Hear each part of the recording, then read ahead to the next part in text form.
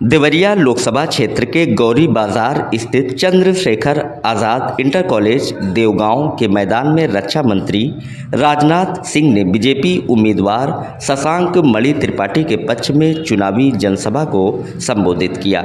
वहीं विजय शंखनाद जनसभा को संबोधित करते हुए कहा कि अब तक जो देश में 4 चरणों में चुनाव संपन्न हुआ है उसमें एनडीए को जनता ने अपार समर्थन दिया है।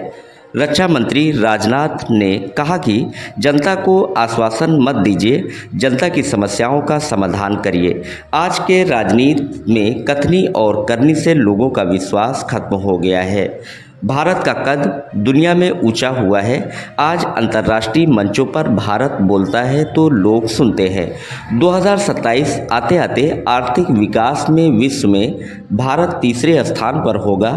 भारत दुनिया का ताकतवर देश बन चुका है। यदि कोई भारत को आंख दिखाने की कोशिश की तो उसका मुंह तोड़ जवाब दिया जाएगा।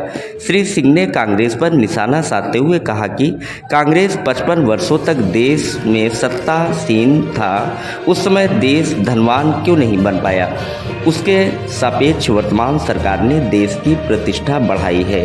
विरोधी दल जनता के भीतर गलत फहमी पैदा कर रहे हैं। अल्पसंख्यक समुदाय के बीच गलत फहमी पैदा की जा रही है, जबकि मेरे सरकार उनके लिए समान नागरिक संहिता लागू करने जा रही है। श्री सिंह ने कहा, सभी गले शिकवे आपसी मतभेद को भूल जाएं और एक बार फिर कमल के फूल को अपना अमूल्य मत देकर देश में एक मजबूत सरकार बनाने में मदद करें। देवरिया जनपद से त्रिभुवन त्रिपाठी की रिपोर्ट।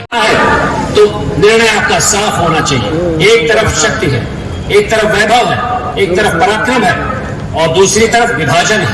इंडिया अलायंस में कोई मुद्दा नहीं, एक ही मुद्दा है कि कैसे मोदी जी को हटाया जाए, और कोई मुद्दा नहीं है। जब तो कोई प्राइम मिनिस्टर का फेस है तो मैं उन वोटर्स को भी प्रोत्साहित करना चाहता हूं जो कोर आज की तारीख में भाजपा के वोटर नहीं है। आप क्षेत्रीय नेतृत्व में विश्वास करिए। मैं आपका क्षेत्रीय नेता हूं, मैं आपके लिए खड़ा रहूंगा और आप वोट दीजिए भारतीय जनता पार्टी को, ताकि अपने क्षेत्र को आगे बढ़ाने के लिए हम लोग दिन रात प्रयास करते रहें। तो निर्माण करने के लिए प्रेरित रहेंगे, उसका संकल्प हम सब लोगों ने मिलजुल के लिया है। जो विकसित भारत संकल्प यात्रा मोदी जी की गारंटी का रथ घर घर गया है, वो दर्शाता है कि हम लोग थके नहीं है, हारे नहीं है, आगे चलने के लिए भूखे हैं। और इस विकसित भारत अमृतकाल के भारत के लिए मैंने भी प्रयास किया है। देवरिया में मेरी भी पुस्तिका अमृतकाल का देवरिया संसदीय क्षेत्र, उसको भी आप लोग बांचिए। उसमें भी छोटे पैमाने पे हम लोग ने रणनीति बनाई है, कैसे मैं विधायकों के साथ मिलजुल के डबल इंजन की सरकार यहाँ लगाई जाए, ताकि अगली 5 साल में जो भूमिका बनेगी अगले 25 साल की सुदृढ़ हो, सशक्त हो। और इसके विपरीत दोस्तों, जो प्रत्याशी उतारे गए हैं इंडिया अलायंस के, वो तो न क्षेत्र के हैं न शक्तिशाली है। मुझे वो प्री दिनकर की कविता याद आती है, क्षमा शोभती उस भुजंग को जिसके पास गरल हो, उसे कहा जो दंतहीन विश्रहित भी नहीं सरल। 2014 के पहले जैसा विधायक जी ने बताया, हम लोग विश्रहित भी नहीं सरल थे। मैं उस दिन था मुंबई में जब 166 लोगों की हत्या हो गई और 300 लोग घायल हो गए, और हमारे प्रधानमंत्री उस समय मनमोहन सिंह ने क्या कहा, प्रमाण मांगा। और आप देखते हैं जैसे ही 2019 में पुलवामा में अटैक हुआ, 40 हमारे योद्धा शहीद हुए, हम लोगों ने बालाकोट में स्ट्राइक किया। इस प्रकार का नेतृत्व हम लोग चाहते हैं जो निर्भीक हो।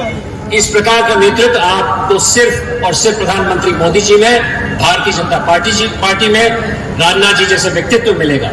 समर्थन चाहिए और हमारे शशांक मणि जी तो बहुत ही पढ़े लिखे योग्य एक ऐसे व्यक्ति, और ये संसद में चुनकर जाएंगे, केवल आपकी समस्याओं को ही प्रभावी आवाज नहीं देंगे, बल्कि देश और विदेश की भी जो समस्याएं हैं उन पर भी प्रभावी तरीके से विचार व्यक्त करने का काम कोई करेगा तो आपके प्रत्याशी शशांक मणि जी त्रिपाठी करेंगे।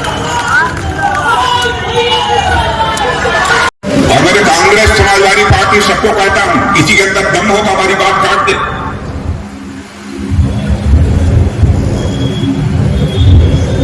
राजनीति हम सिर झुका के नहीं करते।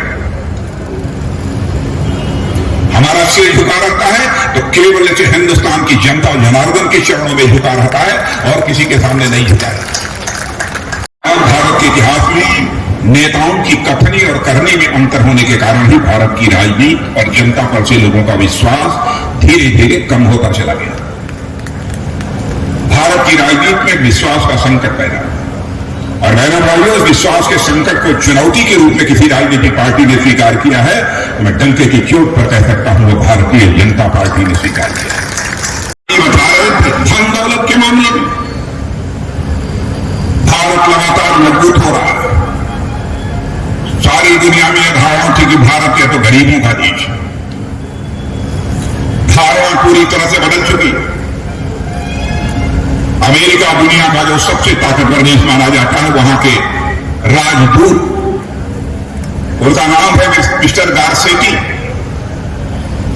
एक सम्मेलन को संबोधित करते हुए इसी भारत में उन्होंने कहा, ऐ दुनिया वालों, यदि भविष्य देखना चाहते हो तो भारत में आओ, यदि भविष्य महसूस करना चाहते हो तो भारत में आओ, और भविष्य पर यदि काम करना चाहते हो तो भारत में आओ। यह मैं नहीं कह रहा, यह मैं नहीं कह रहा, यह अमेरिका के राजदूत ने किसी एक सम्मेलन को संबोधित करते हुए आज के कुछ ही समय पहले कहा। हूं तो शशांक मणि त्रिपाठी के लिए, शशांक मणि त्रिपाठी का परिचय कराने की कोई आवश्यकता नहीं है। सामाजिक कार्यों में इनकी किस प्रकार की भूमिका रहती है, मुझसे बेहतर आप सभी लोग जानते हैं। पढ़े लिखे एक योग्य नेता, और इससे ज्यादा तो इनके पिताजी आदरणीय पंडित प्रकाश श्री प्रकाश जी त्रिपाठी, उनको भी मैं अच्छी तरह जानता हूं। उन लोगों के प्रति सचमुच हमारे मन में हमारे उनके प्रति बेहद आदर का भाव मेरे अंदर है। और आज यदि यहां पर मैं आया हूं तो आपको यह कहने के लिए आया हूं, बहनों भाइयों, कि 4 चरणों के चुनाव संपन्न हो चुके हैं। और 4 चरणों के चुनाव संपन्न होने के बाद जो रुझान मिल रही है,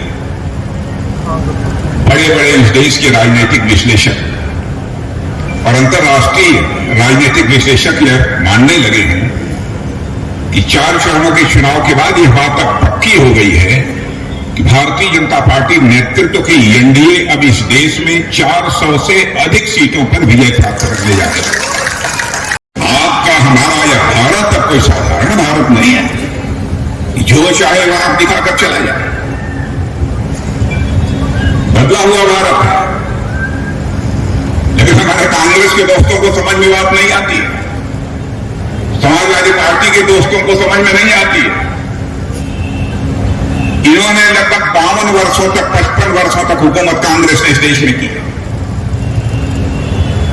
क्या किया है इन्होंने? इनके समय यह देश इतना धनवान क्यों नहीं बन पाया? इनके समय में भारत की प्रतिष्ठा सारी दुनिया में क्यों नहीं बढ़ी? अब ये कहते हैं कि हमारी सरकार बढ़ा दो, हम आपकी सारी समस्याओं का समाधान कर देंगे। अब तक क्या किया? 52 वर्षों का समय किसी भी राजनीतिक पार्टी के लिए यह कोई कम समय नहीं होता है। और आज आप फिर से गलत सलत लोगों को आश्वासन दे रहे हैं, जनता के अंदर तरह तरह की गलतफहमियां भी पैदा करने की कोशिश कर रहे हैं, और कहते हैं यदि इस देश में भारतीय जनता पार्टी के नेतृत्व की एनडीए को 400 से अधिक सीटें प्राप्त हो गई तो इस देश में तानाशाही आ जाएगी, लोकतंत्र खतरे में पड़ जाएगा। बहनों भाइयों, इमरजेंसी के दौरान जब श्रीमती इंदिरा गांधी भारत की प्रधानमंत्री थी, चुनाव हार गई, लेकिन केवल सत्ता में बने रहने के कारण उन्होंने लोकतंत्र का गला घोंट दिया और आपातकाल की घोषणा कर दी। हम में से बहुत सारे लोगों को 18 महीने तक जेल की हवा खानी पड़ी। लोकतंत्र का गला तो इन लोगों ने घोटा। कहीं किसी से नाराजगी हो सकती है, किसी ने कभी कोई गड़बड़ किया होगा, बस यही कहिए, भारत माता का मस्तक ऊंचा करना है। इसलिए आपका एक एक वोट जो भी पड़ेगा वो भारत माता के चरणों में एक प्रकार की वह पुष्पांजलि होगी हमारी, यह ऐसी धारणा।